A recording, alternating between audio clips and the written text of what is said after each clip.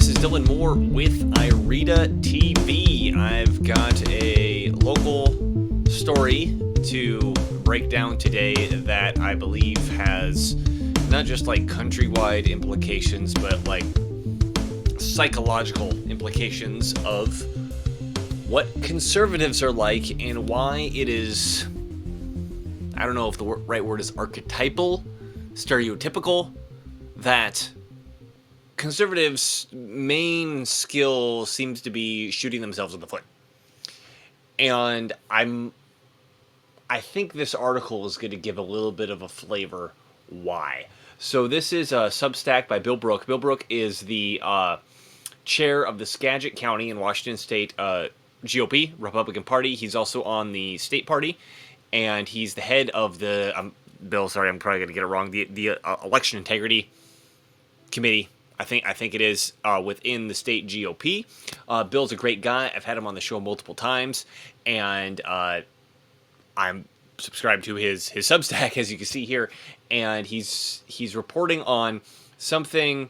On one hand, is incredibly nefarious going on in Washington State in terms of election integrity, and on the other hand, it's just so dorky, right? So the article is gonna go over the situation, but I'll just explain it a little bit first, or set the stage a little bit first. I've done a few shows breaking down like the system of how the election system works in Washington State, and there's just law after law after law that prevents any sort of assurance or confidence that anybody has any idea what's going on during an election, right? I'm not even talking about election machines, because Bill Brook actually has done quite a bit of work on this and has found out that it does not appear, if there is cheating, if there is any sneaky stuff going on in Washington State, which, I mean, let's get real. It's Washington State's kind of where they invent it all before they export it out to the rest of the country. If there is any, it does not appear to be coming from the machines, because whenever a manual recount is done, it lines up exactly with the machine counts. And I think more and more people are starting to realize that the real cheat, not that the machines can or can't do anything in, anywhere, because they're all connected to the internet. The real cheat seems to be the inflated voter rolls, right? And Washington State is 100% mail-in voting.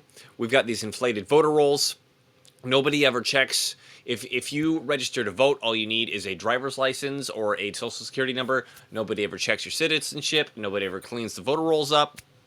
And teams have actually gone out and found that, hey, here's all these people who voted. 30 people voted from this dock in Skagit County in the last election. Nobody appears to be living here. What's going on? I mean, it's just, Washington State is just totally dorky in terms of its voting laws, and there's so many holes in the laws.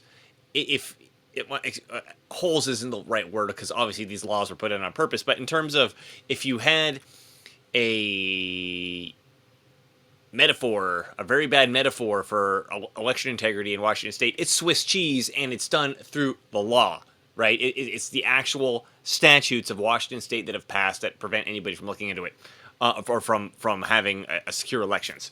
And so the people who are concerned about election security on the ground are really scrambling, because the system is set up so much against them that they're scrambling. And this is going to be a really good example of a scramble of what happened in Island County, which is Whidbey and Camino Island, in Washington State. So I'm going to jump right into this.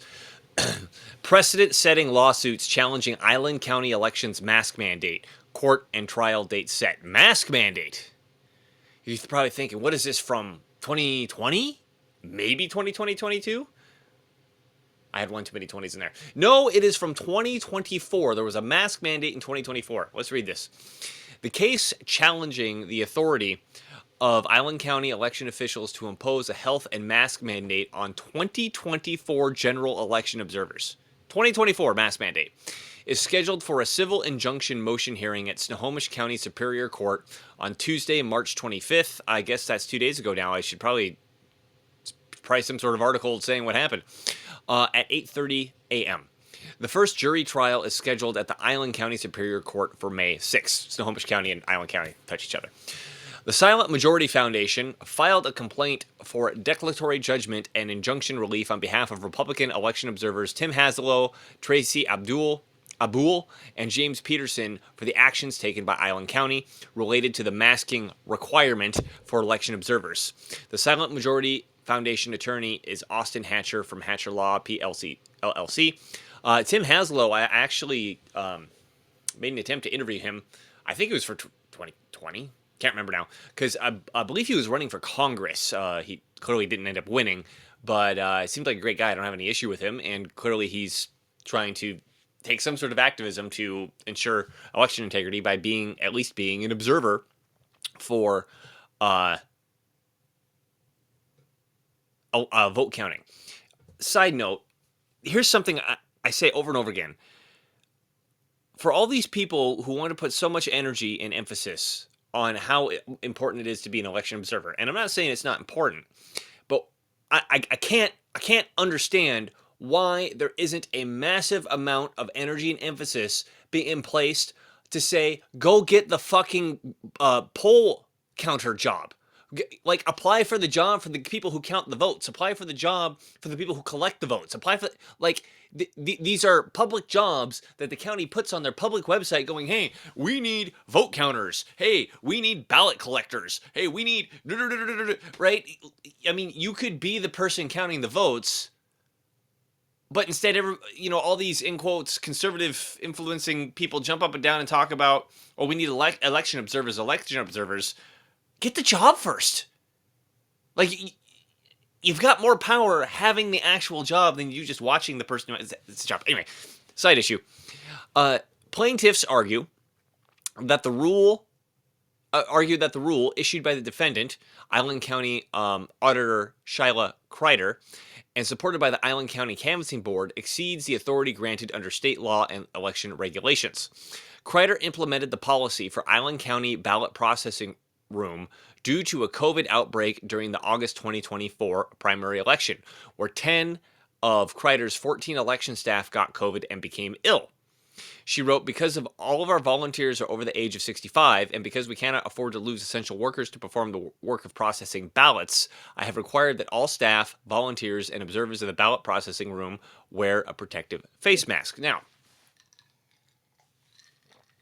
given that it is 2024, the idea that masks do anything against COVID, right? And I'm on YouTube, and I'll probably get this thing, the algorithm's probably going to hate it or whatever, but that's just what we're talking about here. But the idea that masks do anything against COVID has been so thoroughly debunked and disproven and thrashed that the idea that anybody in 2024 is still being like, oh, we should wear masks to protect against COVID. I mean, what? And if you got 10 out of 14 election staff that got ill, presumably they had COVID. If they're over 65, I mean, if you get ill with anything, that's kind of a big deal. So I don't want to criticize the idea that, hey, we got to be careful because we got a bug going around. But the idea that, hey, you have to wear masks, I mean, come on. Now, on the flip side of this, actually, no, but before I say that, I want to continue reading. So, other witnesses say that a few of the election staff still had symptoms of COVID entering the November 2024 general election. Plaintiffs assert that the mandate is unrelated to ballot counting procedures, which are the focus of relevant laws and rules, and claim that it has imposed a mandate beyond the auditor's scope and power. Plaintiffs seek a court declaration that the mask rule and its delegation are invalid and request an injunction to prevent its enforcement. Island County Prosecuting Attorney Greg Banks filed civil and criminal charges against Haslow and Abul per this law, RCW, whatever it is, in Island County Superior Court. The charges are unauthorized access to a voting center, disorderly conduct, and criminal trespass in the first degree. That's a big deal because you didn't wear an effing mask, right? The unauthorized access charge is a felony, disorderly conduct is a misdemeanor, and criminal trespass in the first degree is a gross misdemeanor. So I think the technical term for the situation that has been brewed up here is shit show, right? we've got an election, we got people counting votes, we got some people sick. Here's a protocol, as stupid as it may be, doesn't really affect anybody. And now we've got, felonies getting thrown around here, and they're countersuing to get these charges dropped, and what a mess, right? Haslow and Abul could face up to a total of 6 years and 3 months in jail and $16,000 in fines, plus a potential of $42,000 in additional fines as restitution to the Island County both civil and criminal, if convicted of all the charges. Of note, Prosecutor Banks is a well-known leftist who does not like conservatives and has compared Trump supporters to the KKK and called Trump supporters racist bullies. I mean, big surprise that the auditor falls into that category, right? Whidbey and Camano Island are famous for hipsters and artists to run to typically. There's a lot of glass people who make art out of glass on Whidbey and Camano Island. And I think the place, if you go back to the 70s, was known as kind of like this lawless area because not that many people lived out there, and you could just buy some place on Whidbey or Camino and not really have to worry about any sort of authorities. But I'm becoming sidetracked. So, yeah, here's the notice: face mask required. So, let's see. I'm going to keep reading. Synopsis. On October 9th, 2024, the Island County Canvassing Board amended its administrative rules, adding a provision that said, impose on volunteers, employees, and persons observing any aspect of the process generally applicable conditions determined by the board or its delegee to be reasonably necessary to protect the health or safety of the public or persons present at a counting center during the processing of ballots. The counting center is under the direction of the auditor. The auditor may require an observer who does not follow the established rules to leave the counting center. This is an administrative rule, which falls, it has to be within the scope of the law. Now, this is, the way that it's read, it's like, hey, we're just looking out for the safety of people, and what could be wrong with that?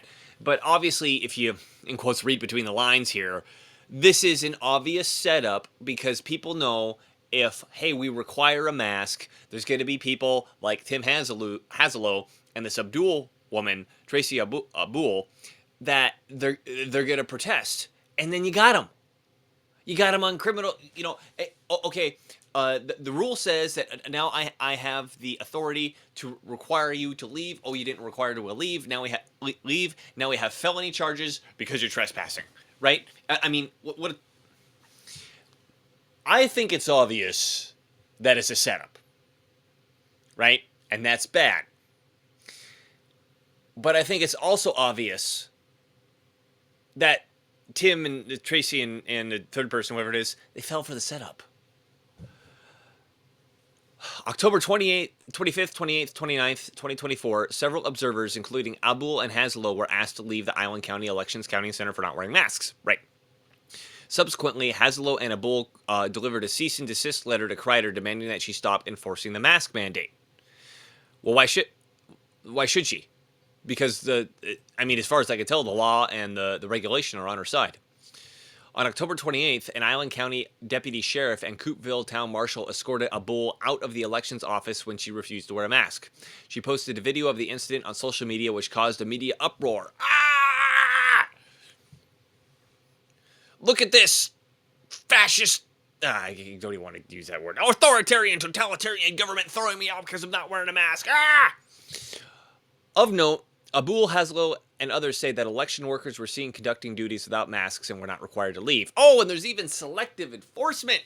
Look at how arbitrary and total of setup this is. It's just a setup, right? On November 4th, while serving as approved election observer and having signed the official observer and visitor rules, Haselow was approached by the election supervisor and asked to wear a mask or leave. After refusing to leave, an Island County deputy sheriff and Coupeville town marshal showed up. Haselow again refused, saying that the Island County auditor lacked authority to enforce the mandate. I don't know. That rule was pretty clear. Haselow left the building with them and received a disorderly conduct citation. The Washington State Supreme Court recognizes no right is more precious in a free country than that of having a voice in the election of those who make the laws under which, as good citizens, we must live. Other rights, even the most basic, are illusory if the right to vote is undermined. So,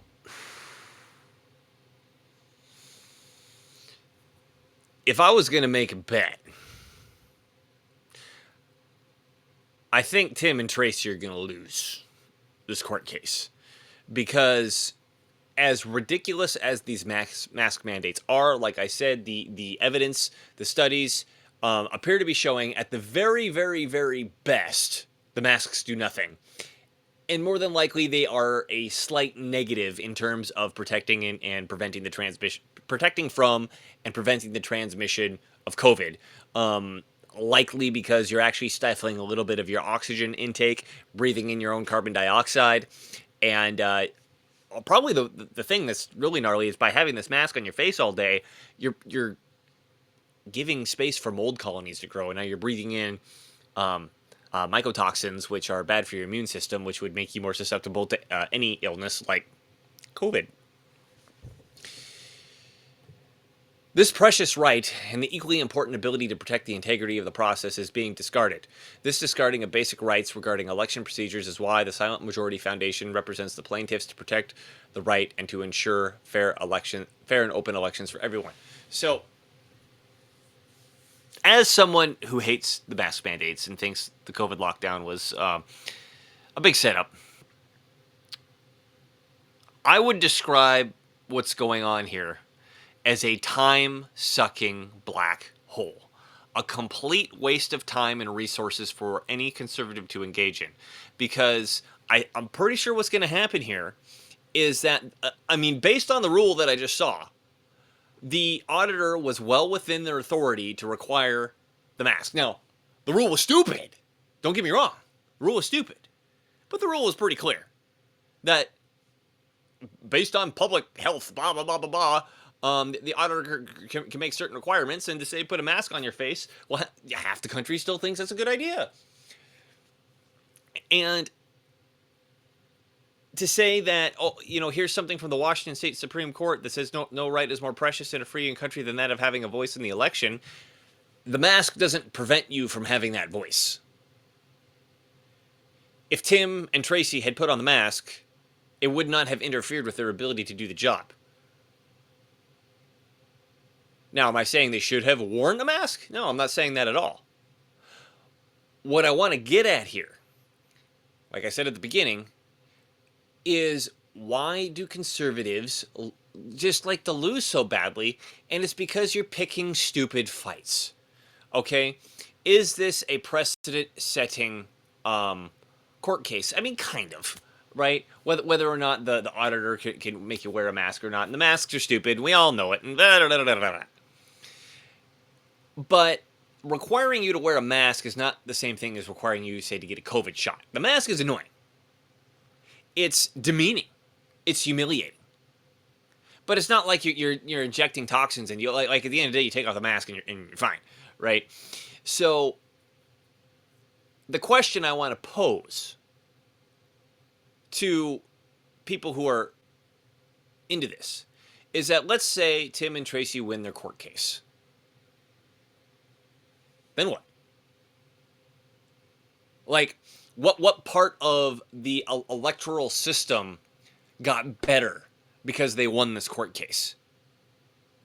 Right? I mean, since I've been able to learn how to think about things systematically from a political process, you need to understand how the system works. And starting to learn how figuring out how the system works, you got to start at the state constitution, then you go to the state law, and then you go to the regulations and say, okay, here's what's going on. Then you got to figure out, okay, how do I start affecting and changing these things inside the actual system? Like making actual changes to the words, the definitions of words that describe how the system functions. And figuring out who are the players and how do you influence those players to make that happen. Dying on the hill of I'm not going to wear a mask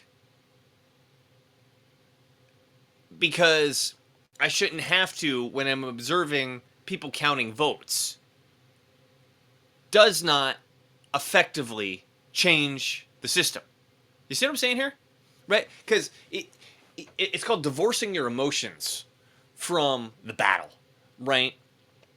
Is this offensive to your sensibilities? It's offensive to my sensibilities to have to wear the mask.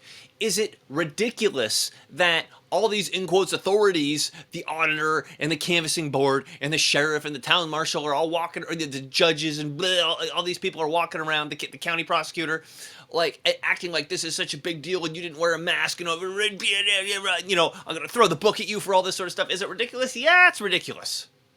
But that's what makes it a time-sucking black hole. Now there's this whole thing about the stupid court case. You're going to have to raise, what was it, $42,000 in fines and $16,000 I don't even know the words, $16,000 in a judgment to help pay for this stuff. Like, here's another GoFundMe. If GoFundMe doesn't kick the thing off because they're conservatives, and then you have this whole other level of drama.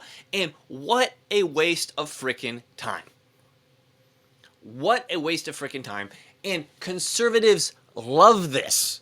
I've made other videos about this before, about, for example, the school board meetings, where you got all this crazy stuff happening in the schools, the Skittle, tranny, rainbow, club nonsense, and the drag queen story hour, and everybody's becoming trans, and they're giving kids hormones without telling their parent. I mean, all this insane stuff.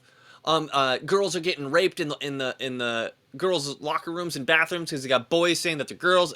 Just absolute nutty stuff, which is totally terrible. And so these parents get in there and they jump up and down in front of the school board meetings, and then the school board arrests them, and it's just the freaking drama. And oh my God, I can't believe the country is where it is. What did that do to help the situation? What did that do to help affect change within the system? Zero. Actually, no, I take that back. It's negative. Because, for example, with the school board stuff, I'm going to bring it back to this article here.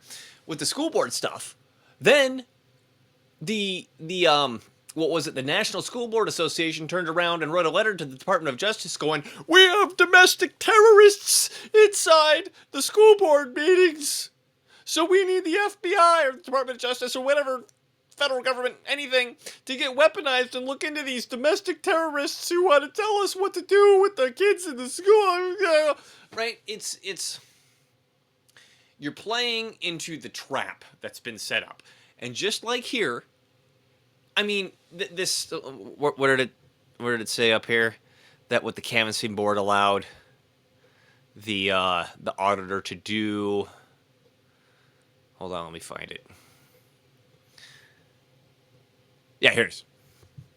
So the Island County Canvassing Board amended its administrative rules, adding a provision that said, I'm guessing that the auditor can impose on volunteers, employees, and persons observing any aspect of the process, generally applicable conditions determined by the board or its delegee to be reasonably necessary to protect the health and safety of the public.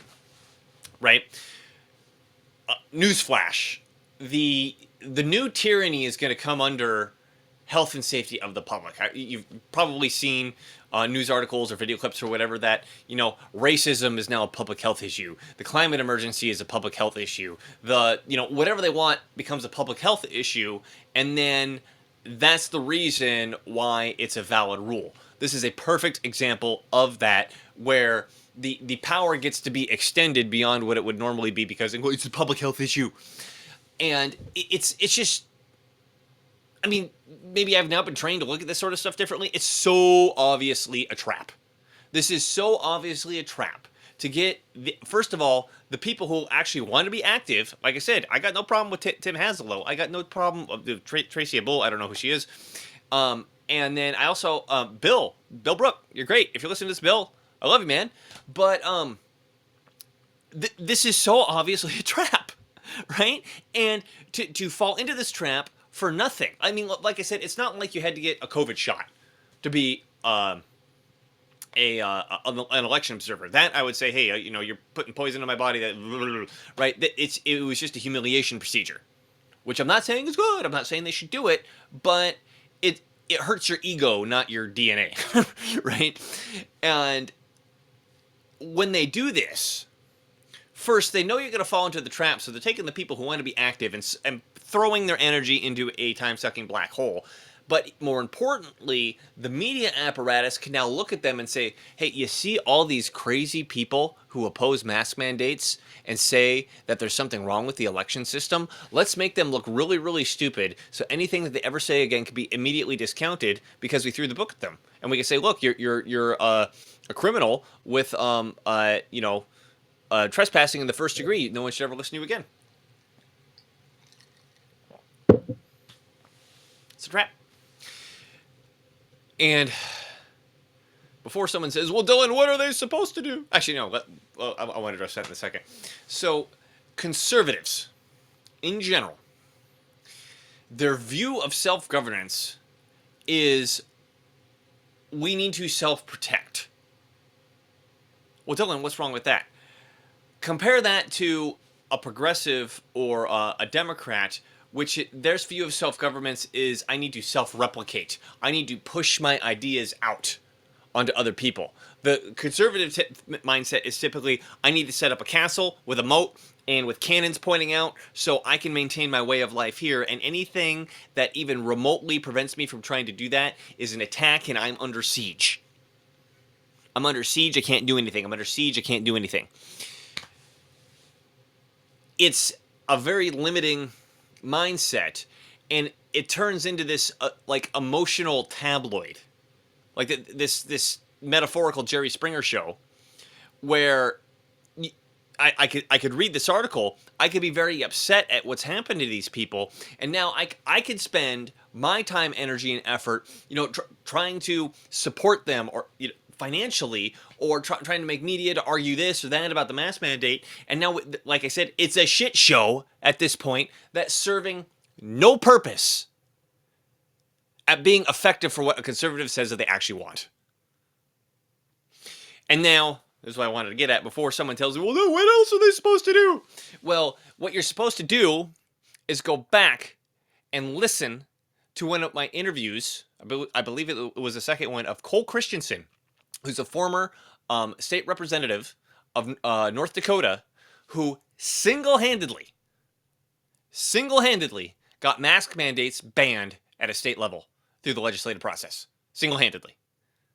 What? How did he do that? Well, North Dakota is a red state. Yes, North Dakota is a red state. And when he first approached the legislature, or I should say whatever committee that he was in, I don't remember which one, not only could he not get it at a committee, it was zero.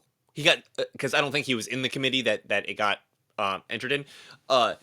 He got 0 votes from all the other members on the committee.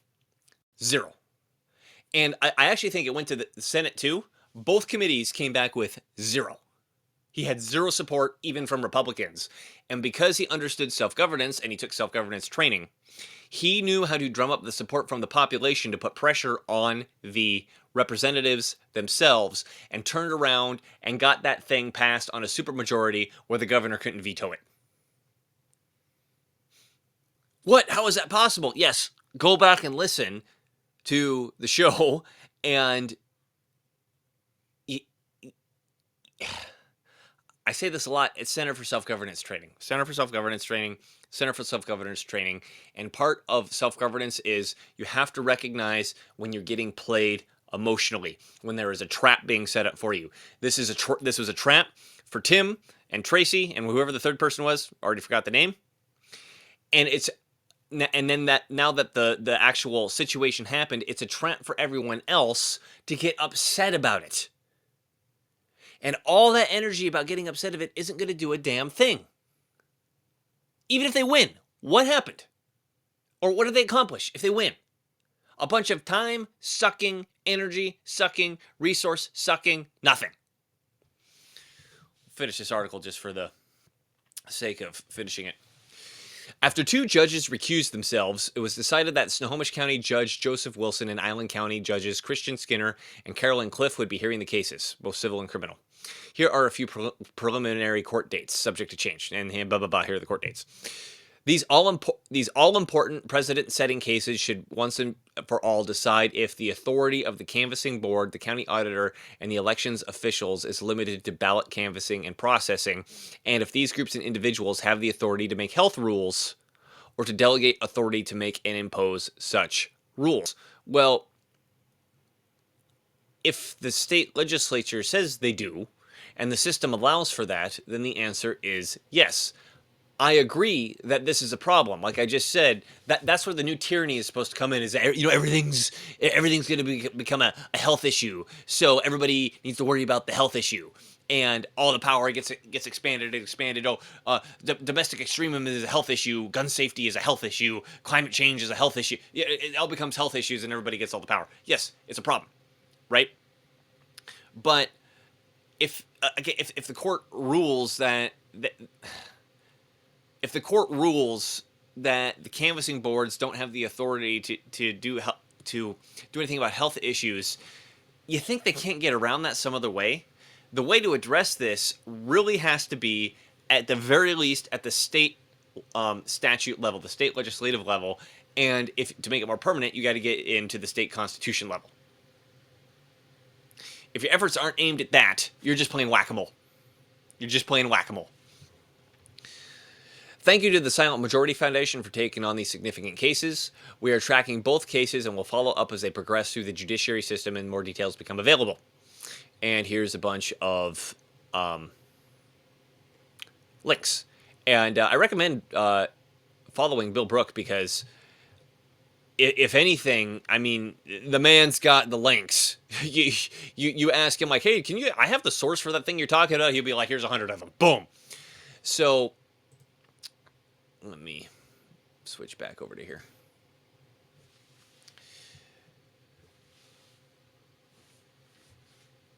I want this to be a lesson. Or at least a exposure to the idea that if you cannot control your emotions, which is another way of saying if you cannot self-govern, it is so easy to control you, and it doesn't matter what your political affiliation is. Whatever your political affiliation is, the Team Illuminati Overlord, as I like to call them, who have spent more time and energy understanding human psychology than pretty much anything else, know what shiny thing to dangle in front of you to get your emotions turned up. Once your emotions are turned up, like the people jumping up down in front of the school board meetings, or Tim and Tracy and this third person being forced with the idea of, do I wear a mask and shut these people up and so I can continue to observe, or do I make a big deal out of this? Once your emotions are in the way, you become clouded from being able to see what the actual goal is. And it is well known what thing to dangle in front of your face. I mean, just think about it on the leftist side. Or, how hard is it to get Antifa? I mean, maybe you need a lot of money, right? And I'm wondering how much Antifa action we're going to see now that the Doge is going around and cutting all that money off. But let's pretend, for example, that they are as autonomous as they say they are. How hard is it to be like, oh, the fascists are around the corner. We need to all show up here with bricks and Christmas ornaments full of paint and hit people and destroy property. Ah! There's a shiny thing to dangle in front of their face to get them to do that. Just like there's a shiny thing to dangle in front of the conservatives' face to get them to be like, oh, my rights and all the world's coming to crime and under siege and I can't do anything and the whole government's set up again. Ah! Right. Take a step back. Take a deep breath. How does the system work? Who are the policymakers that make changes to the system? What are the most effective ways to make a small adjustment that has a big change, that has a big effect in that system? And who do I need to influence in order to make that happen? You start asking yourselves those questions, suddenly you're playing an entirely different game, and stuff like this just seems absolutely silly. So I hope you enjoyed your lesson on self-governance and I guess just an example of why conservatives enjoy losing so much and why they're still stuck in front of the shiny thing that gets dangled in front of their face. And I hope you can take a deep breath, become interested in the idea of systematic politics, and, you know, you could always shoot me an email, and I know how to hook you up to get trained on systematic politics. Learn how to become effective like Cole Christensen did in North Dakota. That was only, the mask mandate was only one absolutely killer bill that he got passed at the state level. But in any case, this has been Dylan Moore with iReada TV, which you can find at iReada.tv. We're on Rumble, we're on YouTube, we're on Odyssey, we're on BitChute. Come check us out. Come subscribe. And we'll see you next time. Thanks for watching.